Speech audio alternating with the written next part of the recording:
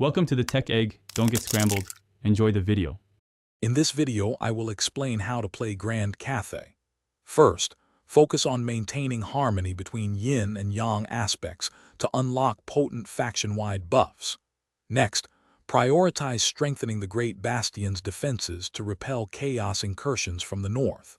Finally, strategically activate the Wu Xing Compass abilities to gain significant global benefits, influencing your economy and military. These core principles are vital for a strong start. When building your armies, ensure a balanced mix of yin and yang units to maximize their combat potential through the harmony bonus. Deploy robust artillery pieces, such as grand cannons and sky lanterns, to provide devastating ranged support.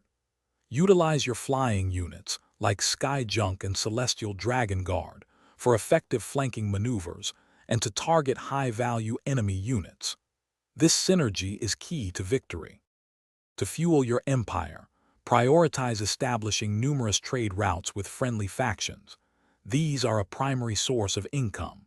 Invest in constructing specialized buildings within your settlements to significantly boost resource production and growth.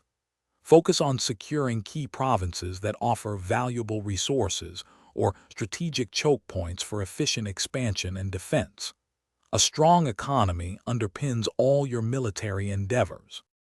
For advanced play, master the unique abilities of your legendary lords, especially the Celestial Dragon Emperor, to turn the tide of battle.